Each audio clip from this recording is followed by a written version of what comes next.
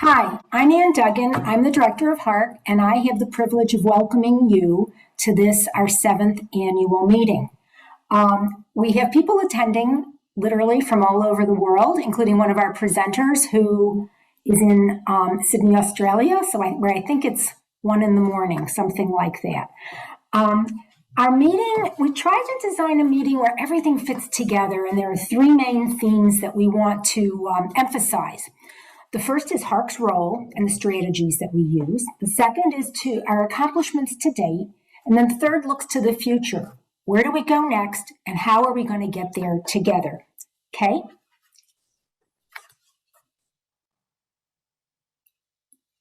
So to begin with HARC's role, it's really pretty simple and well defined. Our role is to broaden and strengthen home visiting's impact through innovative research that teaches us what works best for whom, in which contexts, why, and how. Okay. Now, how do we do that? We have 3 main strategies. The first is to build awareness.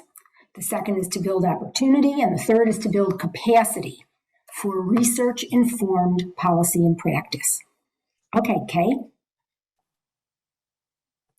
Let's focus on how we build awareness first. We do it through presentations. For example, this meeting. We do it a lot of other ways, including workshops, for example, workshops focused on particular states or particular models or particular local programs, workshops that are dedicated to specific initiatives, such as the Coordinated State Evaluations Initiative. We also do it by promoting open access publication. For those of you who are not familiar with that term, you might still be knowledgeable that we have some real shortcomings in our scientific literature. Primarily, you can't really get your hands on a journal, usually, unless you're in an academic center that has a subscription to that journal. That's a shame, because it means that what can be learned from research is not available, not accessible to the many groups with an interest in home visiting who really need to know what we're learning. But open access publication is a mechanism whereby researchers who are publishing, we actually pay a little extra money and the publication becomes available to anyone. So I'm putting out a little plug there for all of us who are in the position of publishing, to seek out journals that are open access and to seek out journals that provide opportunities for open access publication. Above and beyond that, we are investing a lot in retooling HARC's website to get as much content out there in a form that's as easily accessible and understandable and useful to every single person on this call. We also embrace open science principles, and you might or might not be familiar with those. Essentially, open science means transparency in the research process.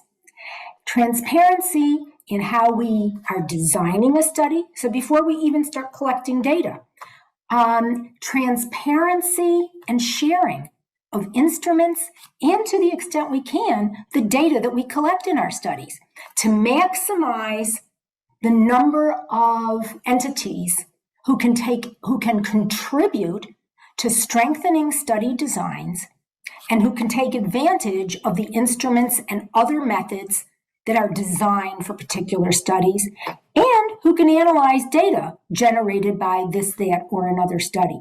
And we're going to put our money where our mouth is with that too. You will be seeing on our website our plans, our instruments, and to the extent that we can, the data that we collect as part of studies that come out of HARC's Coordinating Center. Okay, Kate? Then building opportunity. This is a national research and development platform. That should mean something. That should mean that everybody on this call, everybody listening after this meeting is over, has a larger group whose members they can connect with if they want. Already, we've brought people together for 25 network-based studies, and we've connected study partners in many other ways, some of which will be described later in this meeting. We also want to showcase pioneering work. And I mentioned, I've got 2 bullets here, presentations in this meeting and the Precisionist series. I'm going to jump to the Precisionist series for a moment. That's essentially a vehicle over the course of the next year where we'll have an opportunity for webinars showcasing studies that are really cutting edge in terms of embracing principles of precision research. We learn from one another, but we can't learn from one another if we have to wait 3 years for a paper to be published. That's the purpose of the Precisionist series, to accelerate how we learn from one another. And then the presentations in this meeting. I'm really gratified by those who chose to submit abstracts and to present their work here. And what we've tried to do in working with the presenters is to showcase the aspects of their projects that actually already exemplify principles of precision research. This is still early days in many fields, not just home visiting. And so there are ways that the studies presented here possibly could have embraced those principles of precision research even more. Our presenters are willing to talk about those. We want a discussion, kind of like case studies. How did this study embrace the principles of precision research? And if one were going forward, how might we bring in additional principles as well?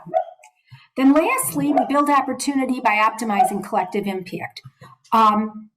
We educate funders to increase the funding that's available for precision research and home visiting.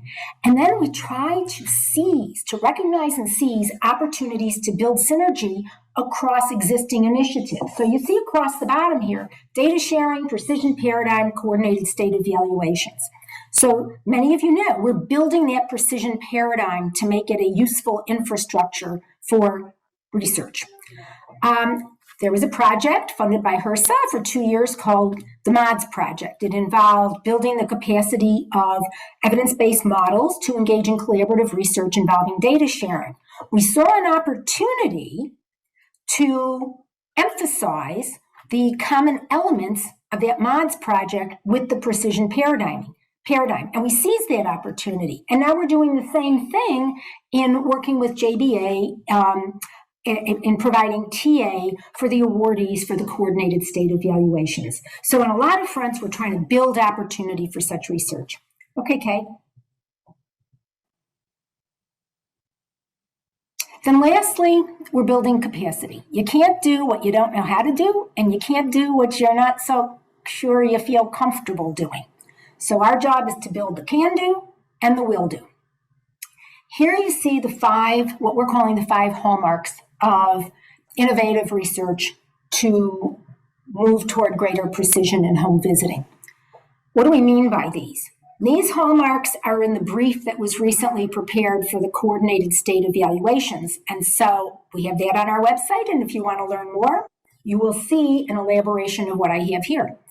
First is a focus on ingredients rather than full models. And that really means an explicit definition of what we expect staff to do and how we expect them to do it in order to achieve good outcomes.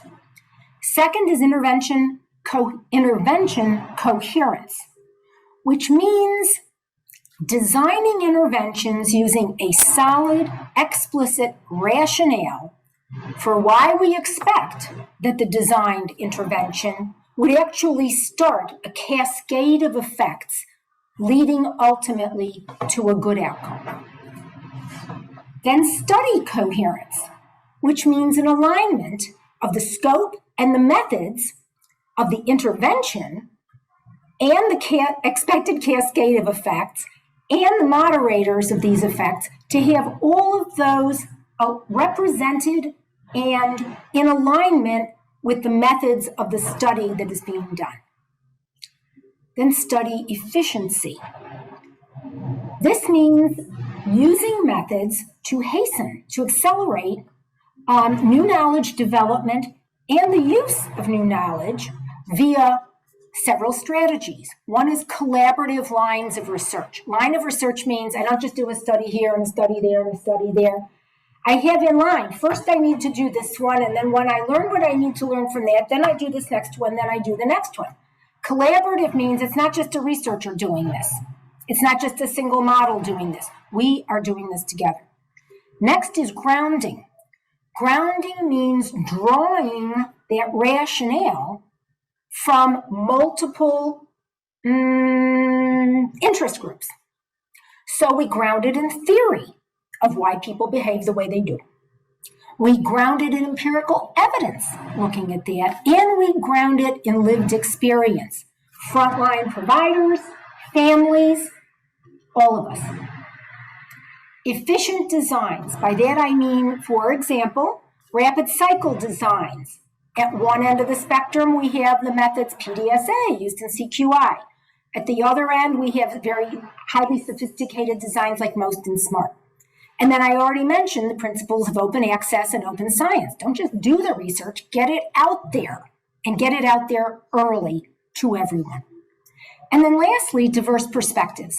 And I think maybe in a way I touched on that a moment ago, but what we mean by that is the sharing of the wisdom, expertise, and perspectives of all of us to improve our joint decision-making. You've heard this phrase, we've said it again and again, we aren't the ones who coined it, but we sure believe in it. If you want to go far, go together. Okay, Kay. So every aspect of our meeting aims to build our combined awareness, opportunity, and capability. And as I mentioned in the beginning, we're going to focus on what we've accomplished, where we want to go now, and how we can best get there together. Okay? So this gives you like a schematic for the rest of today. And you see across the top, we have 2 concurrent research sessions. Every one of our presenters is presenting at HARC for the first time. That's kind of cool. Their projects are very different. There's a great deal to be learned in all. I hope whichever one you decide to attend in person, that you'll reserve some time outside this meeting to listen to recordings from the other 2. So we have Kia Kanda, who's from Australia, looking at whether customized care improves parent satisfaction and enablement. Then Nicole Neidy in Cincinnati is going to be looking at profiles of maternal social support and their association with parenting stress. Then Helen Milojevic from Oklahoma is going to be discussing a highly successful CQI project that state carried out with the intent of promoting father involvement. And at the end, she'll be considering how might one build on that work to move toward precision research focused on promoting father's involvement.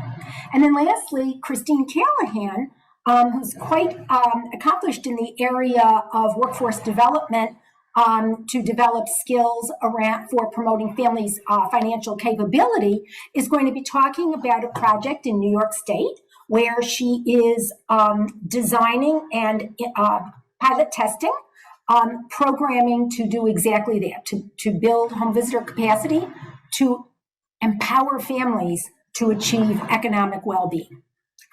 Now, across the bottom and the left, the next 2:45, we'll have a session that's focused on those coordinated state evaluations. Laura Sherman, who's the project officer at HRSA, will open that session. Matt Pose will be a moderator. As I mentioned earlier, he plays a major role in providing TA. And then we're going to have representatives of 3 of the states that are involved in that initiative, sharing with us how all of this is playing out from their eyes, through their eyes. Then lastly, we're going to break out into 3 discussion groups that'll be led by Brenda Jones-Harden, Deb Darrow, and Matt Pose. And you can see the titles of those.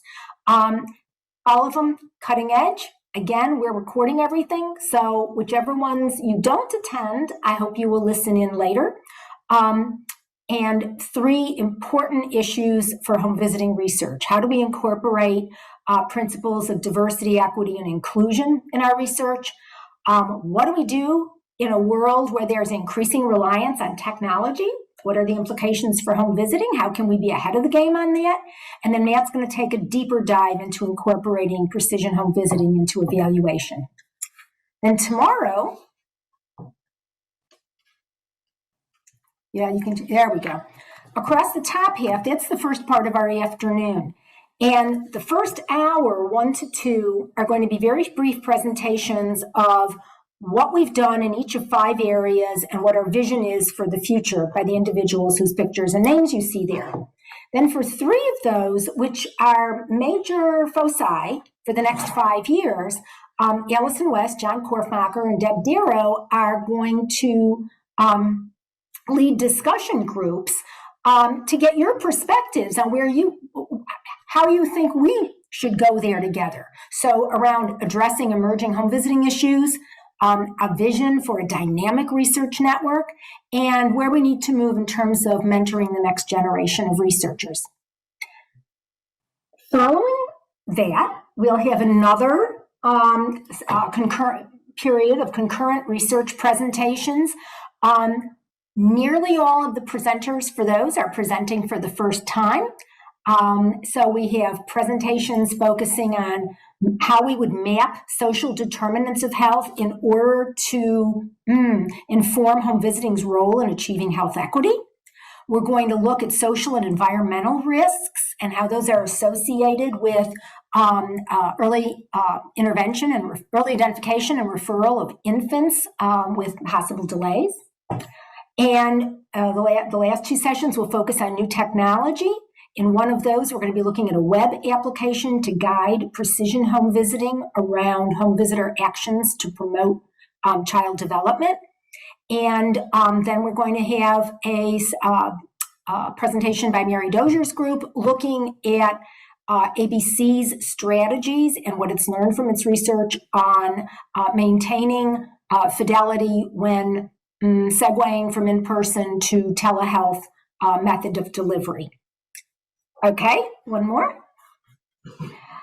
And then concluding tomorrow, in our last half hour, Allison West and Cynthia Minkovitz will kind of be summing everything up for the next 5 years. They'll be pulling a lot from what we learned from you today and tomorrow, and we'll focus in particular on different ways that you can engage with HARC. For example, how you can leverage the power of a practice-based research network for your own work. How each of us can refine and apply precision research methods, how we can work together to co-create and test interventions, how we can enhance service delivery and equity in our early childhood system of care, how we can better engage staff and parents in research as partners, how we can build research capacity, particularly through mentoring, and then finally, how we can work together more strongly to intensify our joint impact. So I believe that's the end of my introductory remarks. I'm going to turn it over to Caroline Dunn, who is, I guess, our co-project officer from HRSA, and then she'll turn it over to Alita Meyer, who's our liaison with the ACF, and then from there, I think we toss it back to Kay. So thank you. I'm glad you're here. Caroline? Thank you, Anne. So hello, everyone. My name is Caroline Dunn, and I am the Data and Evaluation Team Lead for the Division of Home Visiting and Early Childhood Systems here at HRSA. Thank you so much for having me today. I'm actually here standing in for Kyle Piplinski, our branch chief, who regrets that he was not able to join us for this opening session.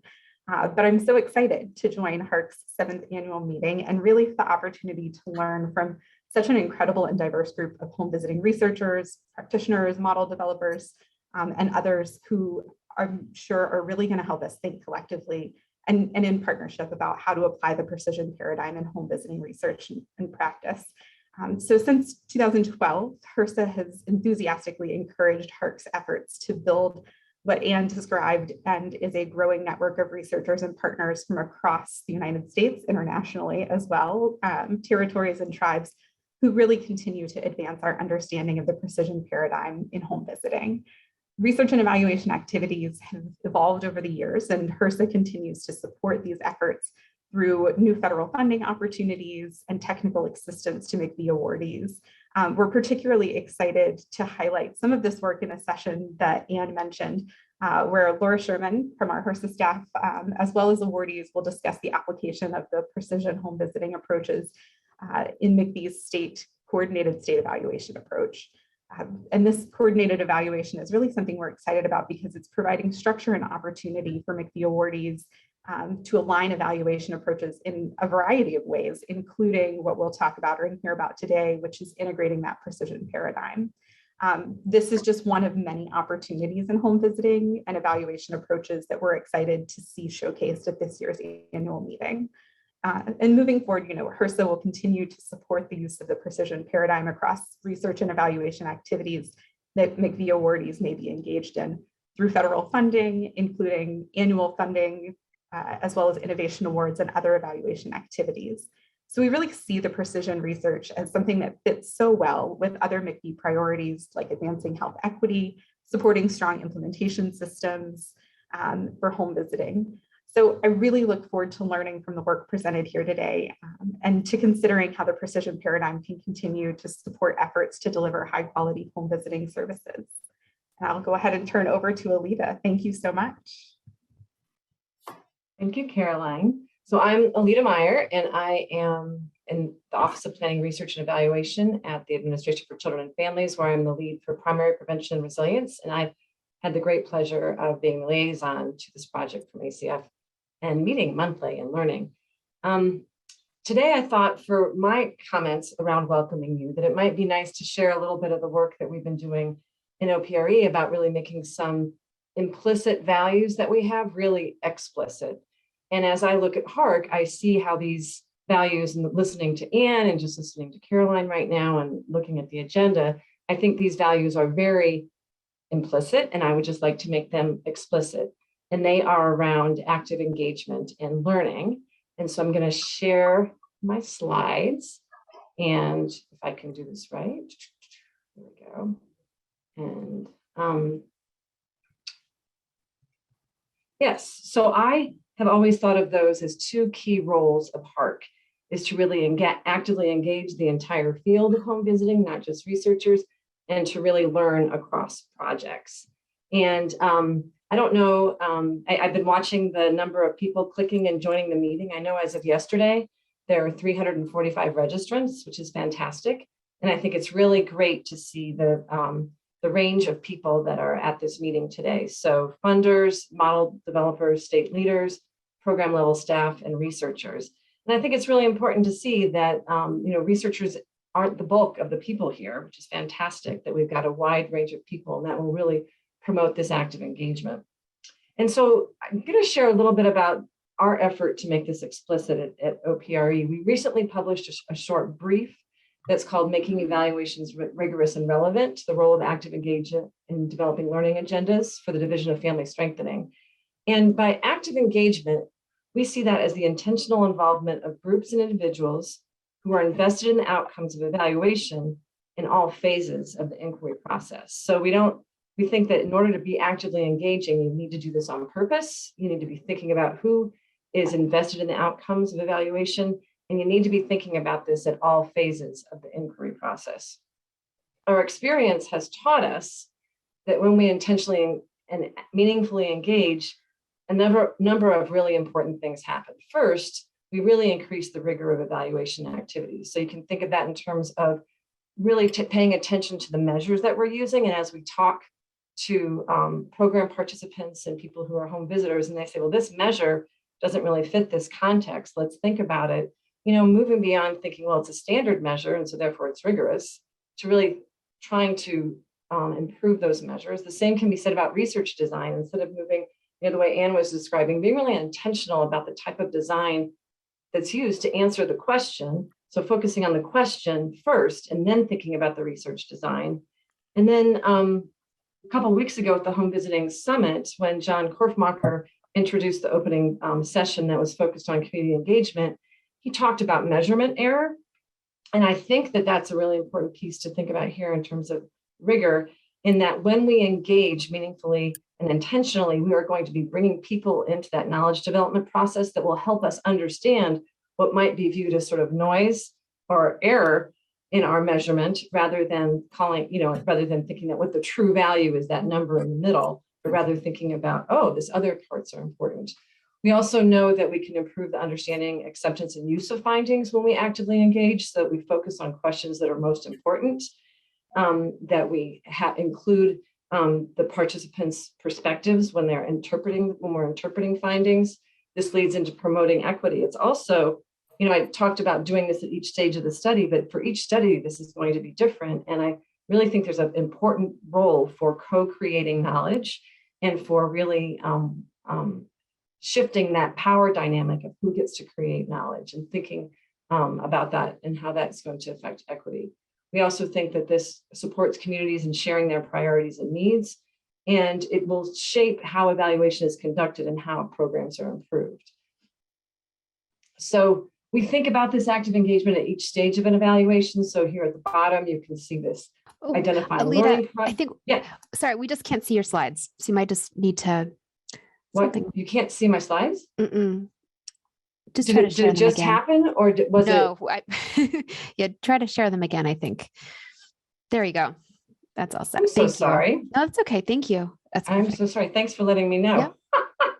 So across Teams and Zoom, you never quite know when it's sharing. So here is the way that we depict this learning and having active engagement at each stage. And so we've got planning and design, data collection, analysis, dissemination, and application, thinking about next steps for learning. And then it's important to really think about who to engage at each of those stages and how it makes sense and how it's going to really benefit the overall process of learning at that stage. And we also want to make sure we learn lessons across our projects and to cumulatively build our understanding within program partners. And so Anne was really talking about that when she was talking about open science and sharing quickly and people participating and learning together. And so just a kind of a way to depict that visually is to think about, these are just two projects, but thinking about how there's a project that's going on and they are actively engaging. There's another project going on and actively engaging, and how we want to learn over time and how that's the way to increase our efforts to improve learning over time. And so that's kind of how we think about learning agendas and active engagement together. And I like to think about the groups and individuals that we engage as GEMs, so groups that we engage meaningfully. And I think about this group that's here today and all the people that are here. It's a really exciting time to have everybody here together and to be learning about moving precision research forward to improve home visiting. And I just wanted to make some of that explicit, and I'll share the link to the brief in the chat so that if folks want to look at that, they can. But I always think it's really important to put your principles out there on purpose. And so welcome and have fun engaging.